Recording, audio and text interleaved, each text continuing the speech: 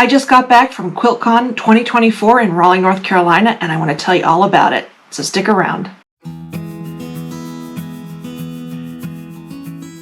Hi everybody, it's Claudia from Create with Claudia. Hope you're all doing great today. I just got back from QuiltCon 2024 in Raleigh, North Carolina. When I found out it was in Raleigh, I was so excited and I knew I had to go. I live on the East Coast. I live near Pittsburgh, Pennsylvania. So it was they switch every year from West to East Coast. So I was glad to see it was in Raleigh for a couple reasons. Number one, I went to NC State, which is in Raleigh, downtown Raleigh. So I had to go back to my alma mater. It's been a long time. I won't tell you how long. It's been more than 30 years since I graduated college down there. And I only was back once, and that was sort of passing through. It wasn't even staying overnight. So when I found out it was there, I was like, oh, I'm going. I'm getting my tickets.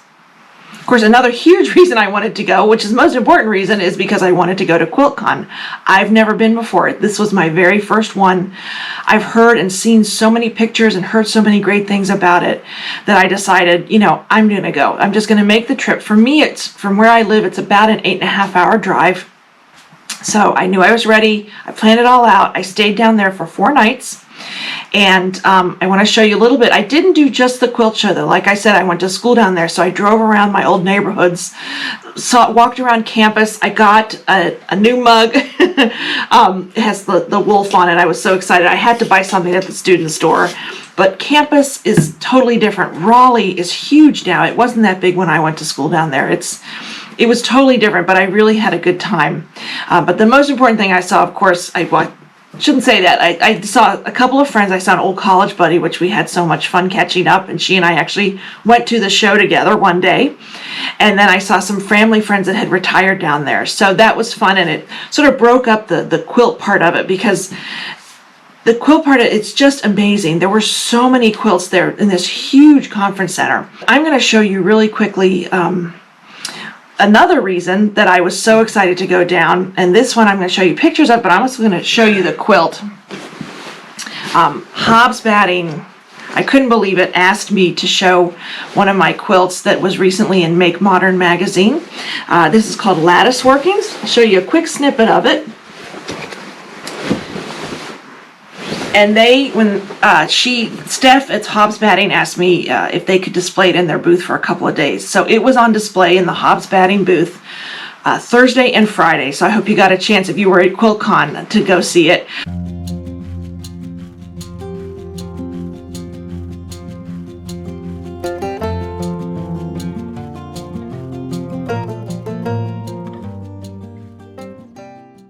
Wow, I just was blown away by that they asked me to show my quilt in there. I was so honored and so excited.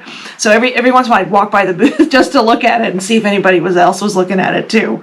But what I'm going to do now is show you some of the gorgeous entries. And this is not even a small part of it. This is just a tiny part of how many quilts were in the show. I could have just done the show for 4 days straight. There were so many quilts. I'm going to show you the picture of the quilt, and then I'm going to show you the artist and their artist statement, because I think that's really important. Just so many magnificent pieces. The winners were amazing. I could have stayed there for hours. I will say it was really crowded, and after a while that kind of got to me. But if you timed it right, and I went for, I had a 4-day pass. I ended up actually only going for 3 days at different times. So different times that were empty or busier, like probably with any kind of show or anything like that. So enjoy.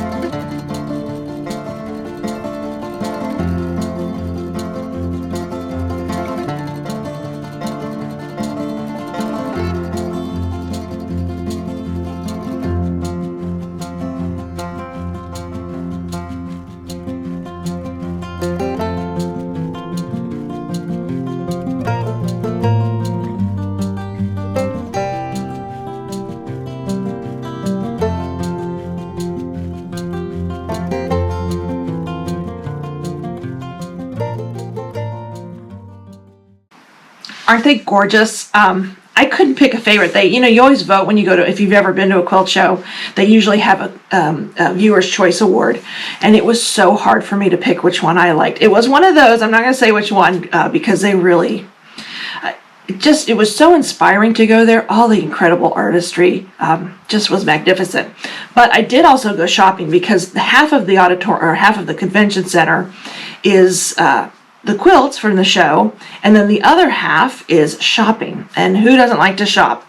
Now again, I mentioned it before, it was incredibly crowded, so it was kind of hard to get into booths sometimes.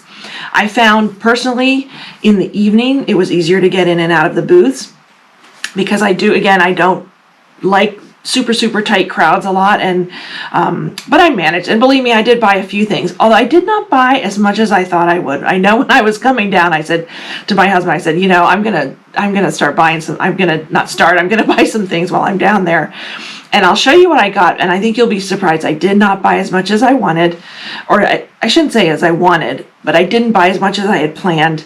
I have so much fabric, and I didn't really need a lot more. I did buy some fabric, which I'll show you in a second, but yeah, I don't know why I just didn't get as much as I thought I would, but that's okay. So let me show you what I got. My first stop actually was the FIGO booth, and they had this fun little spinny wheel thing, and you could win something. So after I think I had 3 spin agains, and I won a fat quarter of one of their new lines. Isn't that pretty? It's almost like a homespun. I'm going to hold it up to the camera a little bit. Very pretty, like almost a bluish lavender with some little very subtle stripe in it. And again, this is FIGO Fabrics, and it's a fat quarter, and that sort of started my day off great when I won that fat quarter. Another thing I bought was thread. I'm actually running low on a few colors. I needed some brighter colors for some projects that I'm working on. So I, of course, hit Aurifil thread. And I bought this pack. This is it. It's Piece and Quilt Collection by Krista Quilts. Let me just show you these colors without hopefully I won't drop them all over the place. Look at those colors. Here we go. I'm going to tilt it a little bit more. Hopefully they don't come tumbling out. There is pink, red, a hot pink like a fuchsia, a purple. There's yellow, orange, almost like a lime green. There's a Kelly green, and then there's another a lighter green, turquoise, royal blue, and then a navy blue. Really nice colors, and I did need some new thread, so I was really excited to get this pack. And that is Aurifil thread. They're all 50 weight, which is my favorite weight to sew with. Oh, and it came in this fun little cute bag. So, I don't know what I'll put in there, probably scraps or something. Next up was this fat quarter bundle. It had 16 fat quarters from String and Story. Look at those colors. I really wanted some solids, and these just, they struck my eye. And as soon as I saw them, I said, I really love that sort of colorway, all these colors. So there's purples, goes up to sort of some plums and some burgundies, and then pinks, more pinks, coral. I'm really into coral right now. I'm not sure why. Even some golds and some oranges and yellows. Really pretty. And I don't have a ton of solids, so these are going to come in really handy. I'm not going to untie them. Usually even when I get bundles, I untie them and lay them out on my shelf. But I think I'm going to keep these tied together because I really like the look of them together. And again, they were from String and Story, and now I need to figure out what I'm going to do with these. Last but not least, see, I told you I didn't buy that much fabric. I got a bundle of 9 fat quarters from Gotham Quilts. These are Allison Glass fabrics. They're Sunprint from 2024. And I'm going to go through these colors because they are gorgeous. They're all the same print, and I'm going to show it up close. Hopefully you can see it. Really nice modern print. So there's a turquoise. Wow. There's a gold. A real rich gold. And then a really pretty green, sort of a lime green. There's a royal blue. I love blue quilts, or blue fabric. Purple. A hot pink, matches my top. By the way, I got that down there too. I did a little shopping on the side. Like I said, I visited my old haunts. So there's a pink, a nice bright pink. a coral. Look at that pretty coral. Like I said earlier, I'm into corals right now. So there's a coral. Yeah, hold on. Make sure I'm not getting mixed up here. Coral, a very pretty light gray, and then a black/charcoal gray. So what a gorgeous bundle. Really bright and vibrant colors. Allison Glass Sunprint 2024. So that was my haul. Like I said, I did not go do a lot of shopping. I really didn't need a ton of fabric, but these things just struck my eye. I definitely needed the thread. I'm so excited about that.